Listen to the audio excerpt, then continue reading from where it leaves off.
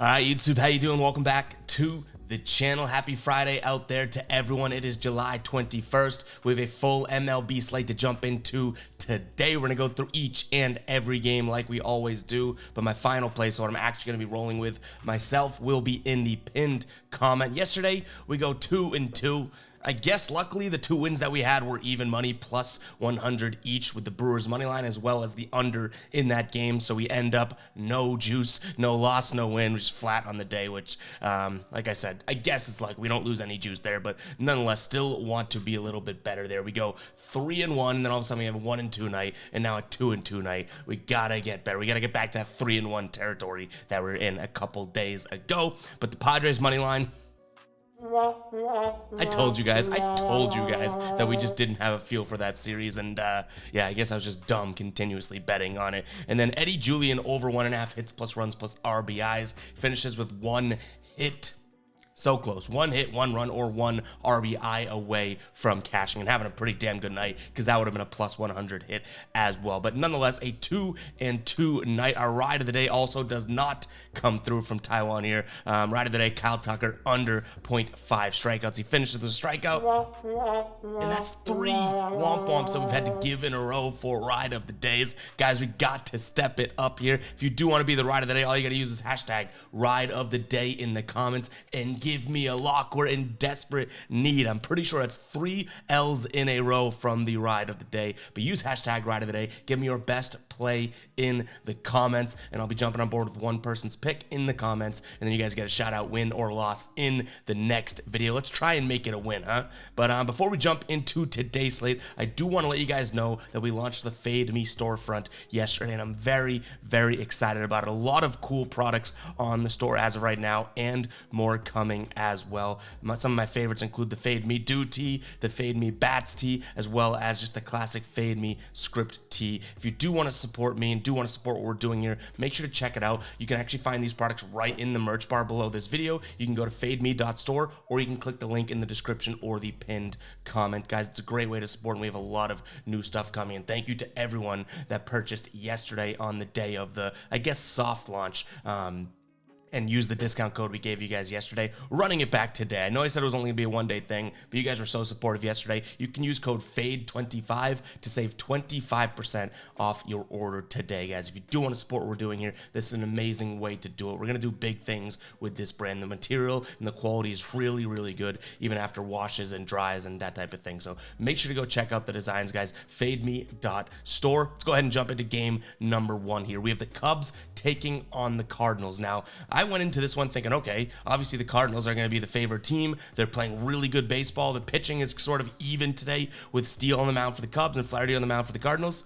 But no, we come in here and the Cubs are actually updated here, minus 130 over on FanDuel. So I look at this and I say, what is going on? Seems like a trap if you're looking for St. Louis, because they are playing way better baseball than the Cubs. They won 7-2 yesterday. Why the heck would the Cubs be favored? Well, I'm not even going to ask that question or try and figure it out. I'm going to lean towards the Cubs because we are going to read that line there. There's no, I feel like looking at this from afar, you would think that the Cardinals should be the minus 130 team based on how they're playing, the pitching, and the fact that they won yesterday, right? But no, the Cubs are favored, so I'm not going to ask the questions. I'm just going to line read this one, and I lean towards the Cubs minus 130 because I do think that it's kind of a bait spot to give the Cardinals at plus 110. Vegas and sportsbooks knows what they're doing there, so I'm going to lean towards the Cubs here. In terms of a total 8.5, I guess I lean towards the over in this one. We've seen both these teams scoring a decent amount of runs as of late. Cardinals kept their end of the bargain yesterday. The Cubs did not, but both of these guys pitching on the mound today can let up a decent amount of runs. Yes, runs. I guess Justin Steele, I would say, is notably and definitely the better pitcher. So if you want to say that that's the reason for the minus 130, sure. I know I said that I think they're pretty even because I do think that these guys are similar type, stat pitchers and performance pitcher type guys. So obviously you do have the better pitcher on the Cubs, but not enough to swing the odd there. So I think that both these guys can get batted around.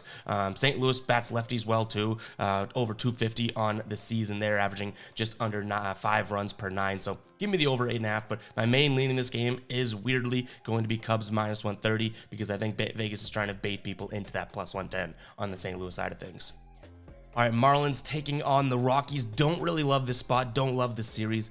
Miami's coming off of losing a bunch of games in a row. They've lost 6 in a row. They got swept by the Cardinals. Prior to that, they got swept by Baltimore, and yet they're still huge favorites, minus 240 against the Rockies today, which makes sense because the Rockies stink. Unfortunately, we don't know who's pitching for the Rockies, so we don't know how much they're going to stink today. But nonetheless, I do think I lean towards Miami, minus 225. Is the best odds actually right now on our DraftKings in some sort of a parlay, which reminds me it is Friday. So let me know in the comments just by commenting parlay if you do want a Friday parlay. If we see enough of those comments, we'll throw something together. We've hit 2 of the 5 that we've done this season so far, so we're still profitable in it. But yeah, we want to hit some of those parlays just for fun. We don't always count them. We don't count them towards our record win or loss. But yeah, again, I like Miami in this one. I think that they bounce back against a good soft team in Colorado. But we want to know who's pitching for the Rockies before we make any sort of bet, because that line could move in our favor or against us, that type of thing. So nonetheless, it's only going to be some sort of parlay. I don't love this matchup, don't love the spot. And then in terms of the total 8.5 runs, I really don't even know where I come out on this one. Both these offenses and teams just in general have been so inconsistent as of late, so maybe I lean towards the under, but yeah, you can tell don't really love that spot. This is more or less a money line parlay type spot for me if we do end up rolling with a Friday parlay.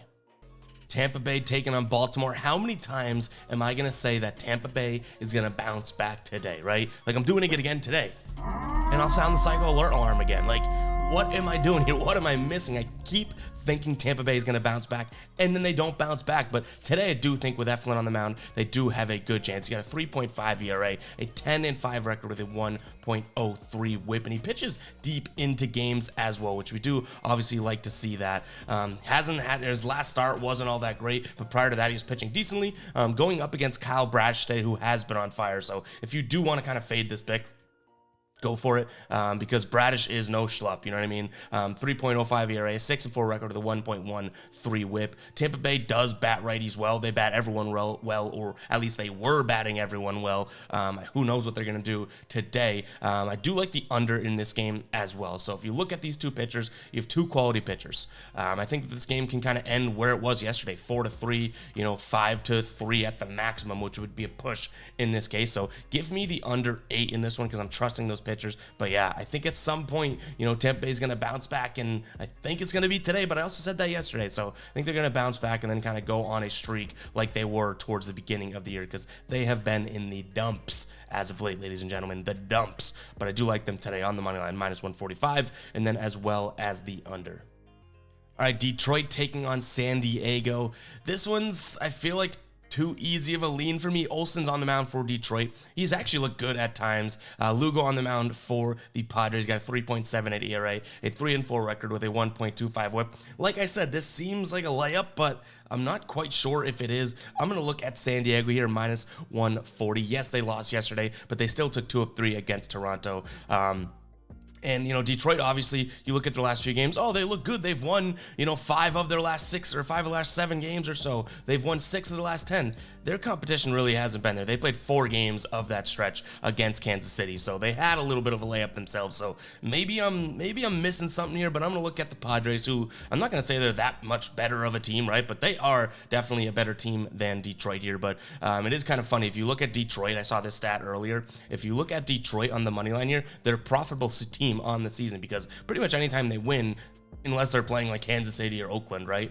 They're going to be favored, or they're going to be underdogs and win some money. So it is kind of interesting to see that they do go out there and make money for themselves if you were to take their money line every game. But today, I do think that this one is going to be a spot in which the Padres win. And then I'm also going to look at the under. Both these teams in their games averaging right around 8.5 and 8.6 total runs per game on the season. So that is obviously a half run or so underneath that 9 runs. So hopefully these pitchers can kind of go out there and have decent performances, and we cash an under. And I also, like I said, taking a peek at San Diego. But little interesting to me, like, is this another trap where San Diego's minus 140, or am I just hyping up San Diego a little bit too much? Because, prior to that Toronto series, it's not like they were, the bee's knees. They were kind of getting smacked around by Philly too. So nonetheless, we'll see where we're at with that one when it comes to final plays, if we pull the trigger on it or not. Keep an eye on the pinned comment.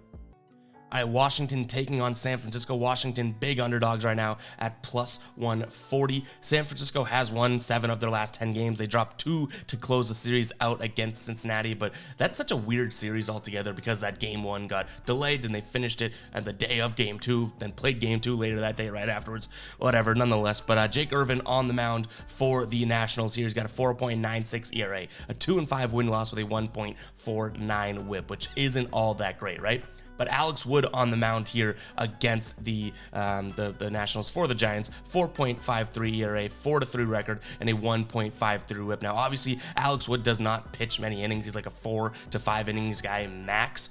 But the Nationals crush lefties, batting .274 on the season here. Give me the Nationals in this one for plus 140. I like this lean here today. They have a lot of bats that bat lefties as well. But nonetheless, guys, for some plus money, give me the Nationals. Again, they have to get to them early, though, because who knows who comes in from the bullpen, righty or lefty, when it comes to, who comes in after Alex Wood, because we know he's only going to pitch, 4 to 5 innings maximum type of thing. He's not a long guy, so... nonetheless, give me the Nationals. In terms of the total 9.5, I like the under here. I think the Nationals are going to score some runs early, but I don't think that these two teams have the sustainability to go out there and consistently score runs. We saw the Giants last 2 games, 2-3 and 5-1.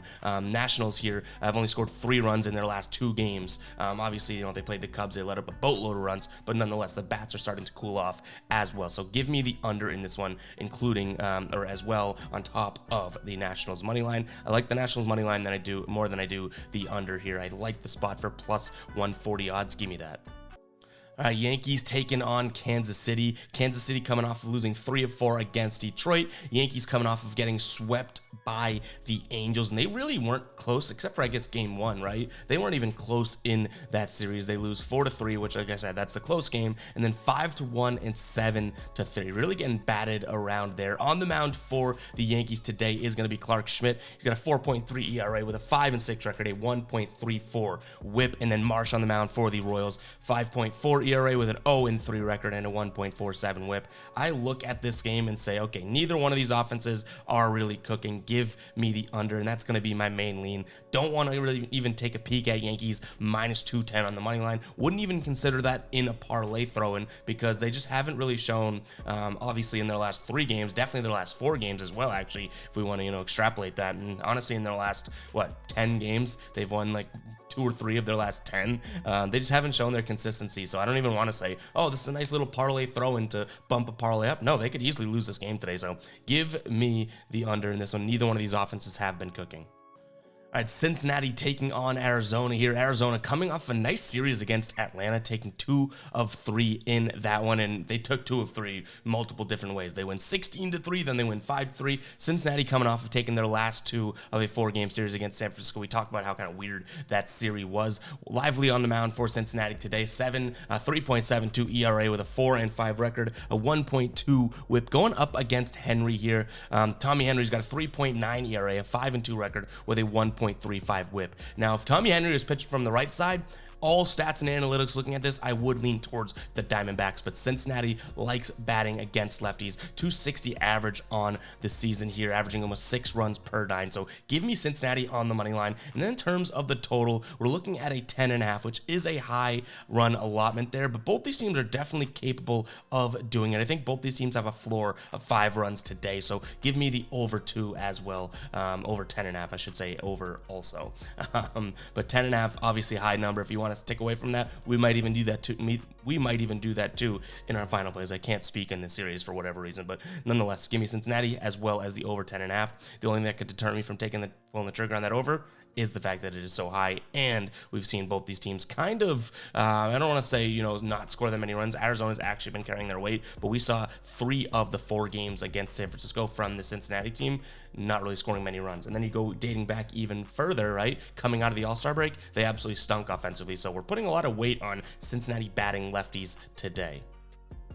All right, Cleveland taking on Philly here. Philly coming off of losing 2 of 3 against Milwaukee, and make sure it's noted that the last 2 of those 3 they lose, so they're heading into the series with 2 straight losses. Cleveland took 2 of 3 against Pittsburgh. They dominated games 1 and 2, and then came back to reality yesterday. This one's kind of a toss-up for me. Plus money on the Cleveland side of things at home on the money line is probably going to be my lean. Williams is on the mound for them. He's got a 3.94 ERA, a 1 and 2 record with a 1.18 WHIP. Ranger Suarez, who obviously has some talent and looks good sometimes, doesn't always put it together though. He's got a 3.84 ERA with a 2 and 4 record and a 1.35 WHIP. So I'm going to slight lean towards Cleveland here. This is such an on-the-fence game for me, so take that for what it's worth. I would want to be transparent with you guys in all these games. In terms of the total, 8.5 runs. So Cleveland obviously scored a boatload of runs against the Pirates, but they hadn't been doing that prior to, and Philadelphia's offense cooled off in that Milwaukee series. So I'm going to lean towards the under 8.5 here, even though I think these pitchers can go out there and blow up independently, right, and kind of, throw this under away. I do still think it has a good chance of hitting, and I'm going to trust the fact that, one or both of these pitchers keep it together and keep the train on the tracks here. So again, I lean towards Cleveland just because of the value of the plus money on at home here on the money line, and as well as the under 8.5, but kind of on the fence in this series, and I'll peel back the curtain and tell you guys that 100%. I know some commenters are like, oh, you sound like you're on the fence. It's like, I'm telling you I'm on the fence. So yeah, nothing gets by you, Sherlock. Which, on that note, wouldn't you want me to not act like I'm so confident in a pick when I'm not confident in it? You know what I mean? Like, that'd be blowing smoke up here, you know what? So yeah, I'd rather be transparent than fake confidence just for content. Fake confidence for content. That sounds good. It kind of rolls off the tongue. But let's move on here. We got the Red Sox taking on the Mets. Cutter Crawford's on the mound for the Sox. 3.74 ERA with a 4 and 4 record. A 1.13 WHIP. Senga on the mound for the Mets. He's got a 3.2 ERA, 7 and 5 record with a 1.26 WHIP. The Mets are coming off taking 2 of 3 against the White Sox. They have won 3 of their last 4 here. Boston coming off of losing 1 of 2 against the A's there. I do think that the better pitcher in this spot is going to be Senga. So I think a lot of people are going to be on Boston because they have been playing good baseball. But I'm actually going to lean towards the Mets, and I am a Red Sox fan as well. So fading my own team in this spot. And then in terms of the total, give me the over 9.5 runs because this Red Sox team has been scoring a bunch of runs. So I'll give credit where it's due there, right? And then the Mets, on the other hand, though they haven't been scoring that many runs, I do think that there's, in at least in pretty much all of their series as of late, excluding the Dodgers series, they've had at least one game, and it's usually game 1 in which they go out there and score a decent amount of runs. Maybe they do that again today, but my main lean in this game is certainly going to be in the Mets for even money, and then my secondary lean would be on the Red Sox here. Excuse me, my main lean's on the Mets, second lean's on the Red Sox. No, main lean on the Mets, second lean is going to be on the over. All right, guys, before we continue on with today's slate, if you're still watching at the 17-minute mark, comment 17 for the Guppies. The Guppies that don't know why you're commenting 17 because they don't have the time or they don't have the attention span to make it into the video thus far. So make sure to comment 17 if you're still watching right now. And also make sure you guys go check out Outlier. You can get a 7-day free trial for the best sports betting research tool out there, guys. Use that link in the description or the pinned comment for a 7-day free trial. Green is good, red is bad. If that makes sense to you, those two philosophies, right? Green is bad, green is good, red is bad, then you guys can capitalize using Outlier and a 7-day free trial.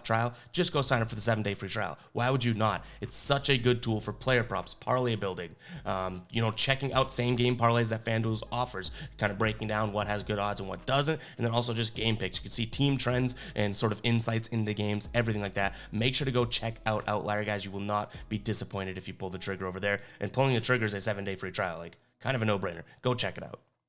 Texas taking on the Dodgers. I really like this spot here. I'm going to look at Texas minus 106 here on the money line over on FanDuel. They've been playing good baseball, obviously. They've won, I believe it's 6 in a row right now, sweeping Tampa Bay, sweeping Cleveland. I will say, the Tampa Bay sweep, as much as that's going to look amazing on paper come end of the year or even right now, it looks good. That Tampa Bay team is playing like the Oakland Athletics, so I don't want to give too much credit where it's due, where it's not due, I guess I should say. But nonetheless, we have Gonsolin on the mound going up against Haney on the mound for Texas, and I like this spot because you're looking at you're looking at Haney, who is a lefty. The Dodgers, even though they've been really good and been sort of turning into that powerhouse we know, they do not hit lefties all that well, batting just .224 on the season. season and 2.5 hits through 9 against lefties as of right now. So I am going to take a peek at Texas. And when I say take a peek, it's got a good chance of being a final play here as they bat righties well, but they bat everyone well, right? You know, averaging almost 6 runs per 9 against righties, 7 hits per game, averaging over 1 home run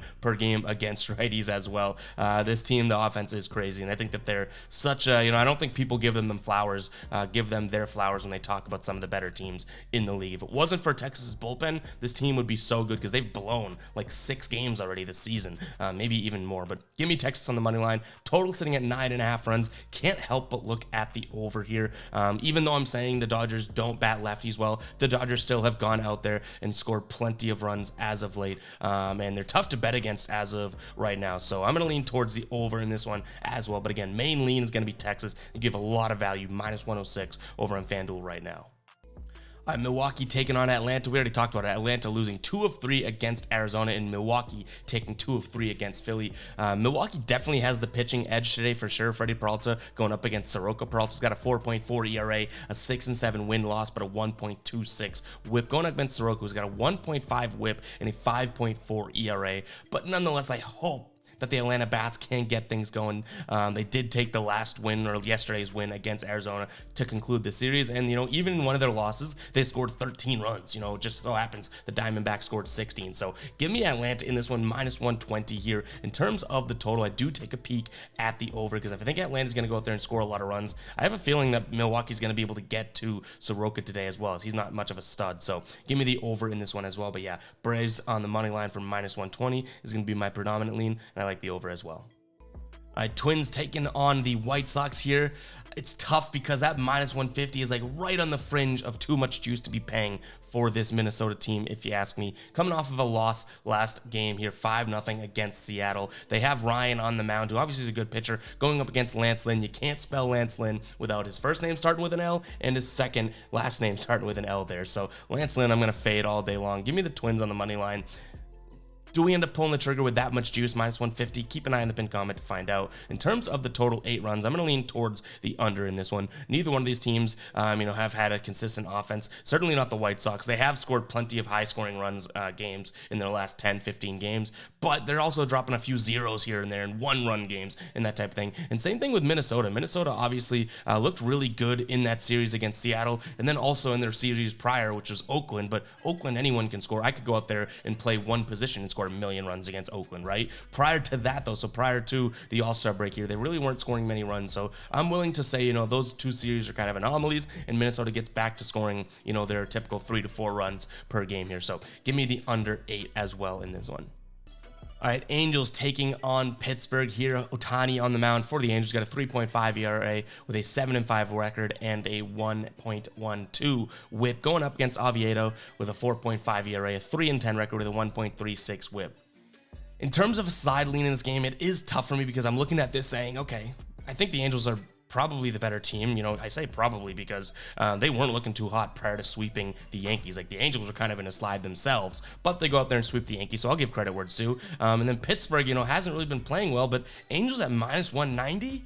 Yikes, like that is not a 190 team. I don't care who you're playing. So I guess I slightly lean towards Pittsburgh actually, because plus 170 for a team that can beat the Angels. Like, I know that they can beat the Angels. They haven't played in, I think, like 3 years or so. So not much to go off of there in terms of recent games against each other. But it's pretty much like a fading the minus 190 here for the Angels. In terms of the total, I don't mind the over here. We've seen plenty of over games from Pittsburgh. Not that they've been doing the scoring, but nonetheless a lot of scoring in their games. And then the Angels, if I'm wrong about everything that I just said about, they're not actually that good, their minus 190 is way too much, well, fine. But, I can at least give credit to the 13 runs that they scored a week ago against Houston, the 8 runs they scored in the next game, and then 4, 5, and 7 runs scored in the series against New York. Maybe their offense is cooking, so I'll look at the over here, 8 runs. All right, Oakland taking on the Astros here. Houston winning 3-1 yesterday. I do think that this is some sort of a potential parlay throw-in. If you guys want the parlay of the day for Friday here, you got to let me know. But I'm going to lean towards the over 7 runs in this one as well. I think that, Framber Valdez is going to shut down the A's, but I do think that the Astros are going to have a decent scoring output today going up against Sears on the mound. And, obviously, Houston batting lefties well this season as well kind of helps. Now, obviously, 7.5 is a a lot for one team to carry the weight, but if Oakland can give us 2 to 3 runs, I think that Houston comes out there and pummels them today. So could be a parlay throw-in, and I also like the over, but obviously I like the parlay throw-in more than the over because this is a kind of a weird series to bet on. We did see a 3-1 game yesterday, right? So it's not like it's an easy over. All right, Seattle taking on Toronto, and I laugh because I don't even know where my head's at with this Toronto team. They've won 7 of their last 10. We bet on them twice. 2 of those 3 losses that they have in the 10, we lost. And then all of a sudden, we bet against them yesterday, and they win. But today, I do think for plus 110 odds, with Kikichi on the mound going up against Bryce Miller, I do think that this is a fair spot for Toronto. But yeah, I don't know if we pull the trigger on that because our final plays in Toronto games just have not been going well as of late. And I shouldn't include superstition into my sort of workflow here, but when it gets too apparent, sometimes you got to take a step back and say, just for the mental sanity sake of it, just don't bet this game. So we'll see. I do lean towards Toronto, and I also like the over 8 runs in this game. Maybe I go with the over so we have some juice on the game, but not, betting for or against Toronto because that has resulted in womp womp after womp womp from the soundboard. But guys, that is all I have for you guys. So I hope you guys do enjoy the videos and did enjoy this video, particularly if you did. Hit that like button, hit that subscribe button as well. Go check out the merch. It's a really, really good way to support, and you won't be disappointed in the quality. We have a lot of big stuff planned, collabs, different releases, drops, limited stuff coming from the Fade Me brand. So make sure to check it out, guys. Again, if the doubters are going to go ahead and fade you, let them. Tell them to fade you. Fade me, guys. Go check it out. Use the link in the description, pinned comment, fademe.store, or just check out the merch bar right below this video. We'll catch you guys in the next one, all right? Peace out.